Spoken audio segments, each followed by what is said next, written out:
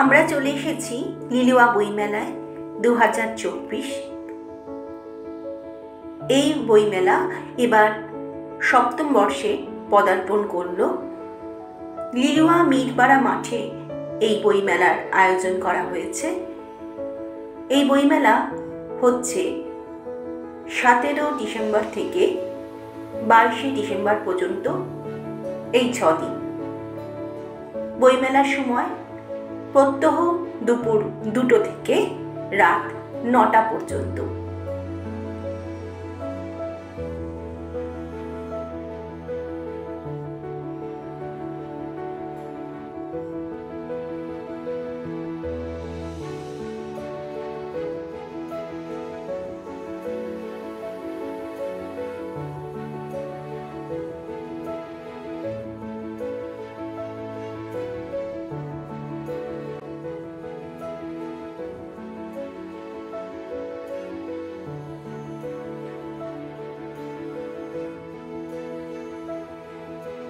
লিলুয়া বইমেলাতে আমরা চলে এসেছি ভার্গবী পত্রিকা এবং সেভ লাইফ সেভ ট্রিজ এনজিওর স্টলে। আমরা দেখে নিই সেখানে কি কি রয়েছে।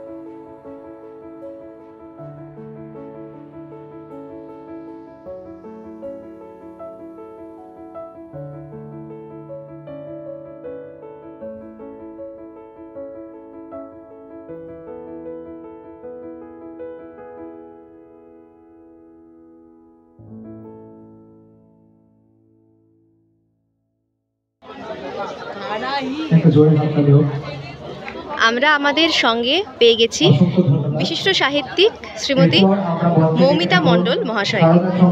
দিদি, এই যে স্টলটা লিলুয়া বইমেলার, এই যে স্টল ভার্গবী লেখা রয়েছে, এই স্টলটার বিশেষত্ব কি?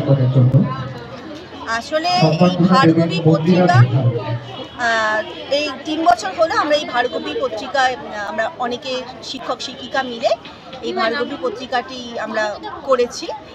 আর এই ভার্গবী পত্রিকার স্রষ্টা আমি নিজে সাহিত্যিক, আমার নিজেরও বই রয়েছে, যেমন এই নবরূপে সত্যবীজ, এটা আমার লেখা। আরও একটি বই রয়েছে নীলাচলে রথযাত্রার ইতিহাস ও মাহাত্ম্য। তো সেই বইটি এখন মুদ্রণ শেষ হয়ে গেছে, ওটা মানে পুরো শেষ হয়ে গেছে বইটা, তো নতুন করে প্রিন্ট করা হচ্ছে বলে বইটা এই মেলাতে নিয়ে আসতে পারিনি। আর এই হলো আমাদের ভার্গবী পত্রিকা। ভার্গবী পত্রিকার বিশেষত্ব হচ্ছে ঐতিহ্য, সাহিত্য, সংস্কৃতি ও আধুনিকতার মেলবন্ধন। মানে আমরা আমাদের এই ব্যস্ত জীবনে আমাদের কালচারকে আজকে সেই সংস্কৃতি এবং সাহিত্য চর্চা তো বটেই, তার সঙ্গে বর্তমান সময়ের তাল মিলিয়ে যে আধুনিকতা, এইটা মিলিয়ে আমরা এই পত্রিকাটা করতে চেয়েছি।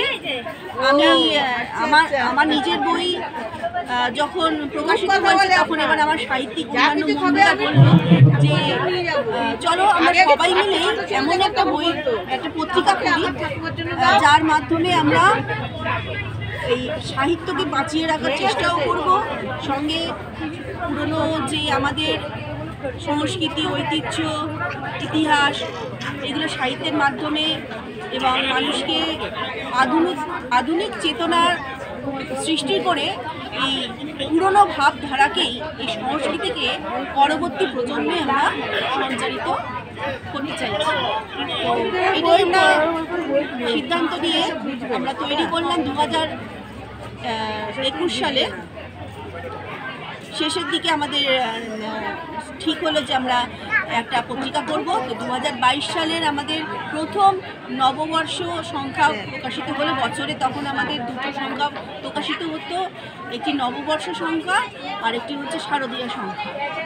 বর্তমানে যেহেতু আপনাকে বললামই যে আমরা শিক্ষক শিক্ষিকা এবং আমাদের সাথে ইঞ্জিনিয়ার, জ্যোতিষী এবং বিজনেসম্যান, এই বিভিন্ন পেশার ব্যক্তিরাও যুক্ত রয়েছে এই কমিটির সাথে। যেহেতু সবাই যে যার কাজে একটু বিজি থাকে, অবসর সময়ে আমরা এই পত্রিকার কাজটা করি। এখন আমাদের সময় অবসর সময়টা কমে গেছে কাজে, সেই কারণে আমাদের সঞ্চালক রিতম চক্রবর্তীকে সিদ্ধান্ত নিয়েছি আমরা ভার্গবী পত্রিকা করব। তাই এখন শারদীয়া সংখ্যা হয়,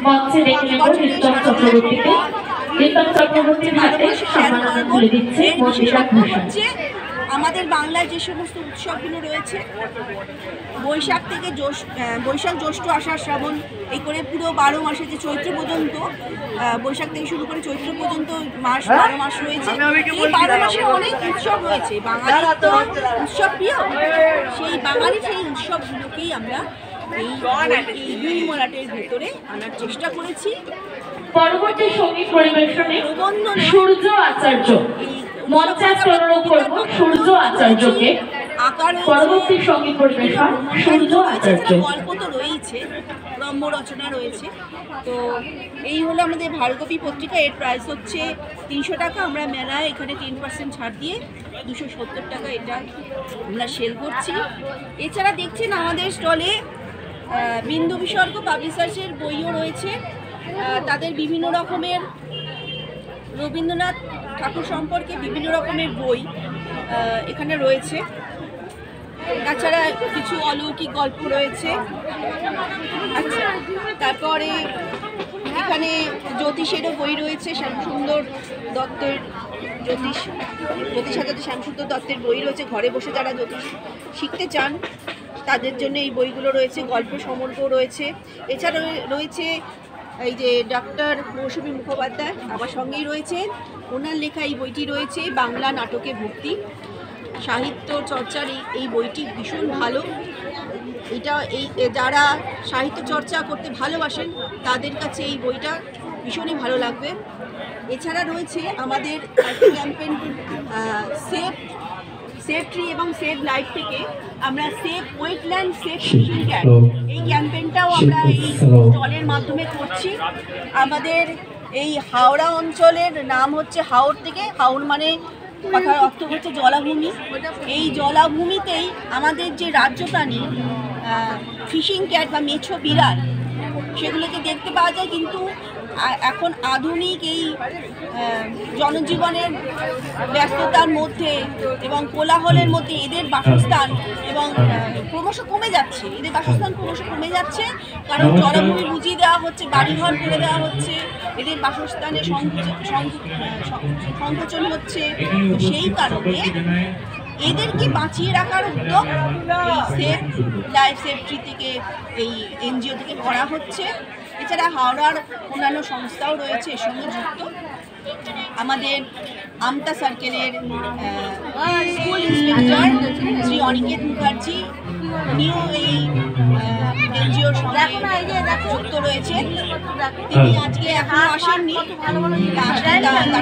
আপনাদের আমি পরিচয় করতে জানি, আমার চেয়ে আরও ডিটেলসে আপনাদের জানাবেন যে কেন এই স্টলটা, এই পরিবেশ সংক্রান্ত স্টলটা করা হয়েছে, যাতে মানুষকে আরও পরিবেশ সম্পর্কে সচেতন করা যায়। এখানে পরিবেশের বিভিন্ন বই রয়েছে, গাছের বই রয়েছে, বিভিন্ন রকমের সুন্দর বইয়ের কথা রয়েছে, তারপরে প্রজাপতির বই রয়েছে, পাখির বই রয়েছে, এমনকি গ্রাম বাংলায় আমাদের কী কী সাপ, বন্য জন্তু, এমনকি গাছপালা, মাছ, তারপর মাকড়সা, জলের গাছ, এইগুলো সব তালপাতারের সংক্রান্ত বিভিন্ন বই রয়েছে।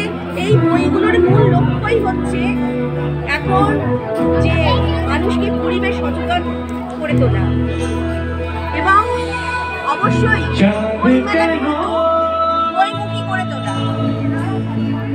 আমাদের উদ্দেশ্য।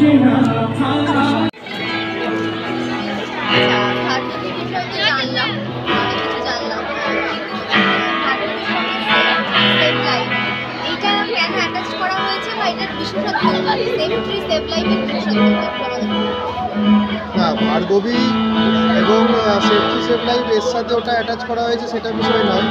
ভার্গবী একটা যে সাহিত্য সংস্কৃতি এবং ঐতিহাসিক সব কিছুরই মেলবন্ধন, সেখানে ঐতিহাসিক কাল থেকে যে আমাদের বাঙালি কালচার, তার সাথে সাথে আমাদের যে সাংস্কৃতিক বিষয় সেগুলো যেমন করা হয়, তার সাথে সাথে ঐতিহাসিক কাল থেকে আমরা যে জানি যে পরিবেশ, যে আমাদের এনভায়রনমেন্ট, সেটাকেও যে সংরক্ষণ করার প্রয়োজন, তার বার্তা দেওয়ার জায়গা থেকেই আমরা প্রচুর পরিবেশের বইপত্র থেকে শুরু করে বিভিন্ন ছবি, পরিবেশ থেকে পরিবেশ বান্ধব বিভিন্ন জিনিসপত্র যেমন তালপাতার গয়না, এই সমস্ত জিনিসকে আমরা একত্রিত করেছি এবং আমরা আমাদের একটি ক্যাম্পেইন এখানে করছি, সেটা হচ্ছে গ্লোবাল ক্যাম্পেইন, যার নাম এখানে ফিশিং ক্যাটের উপর আমরা একটা সিনেমা করেছি, তারই ক্যাম্পেইন করা হচ্ছে।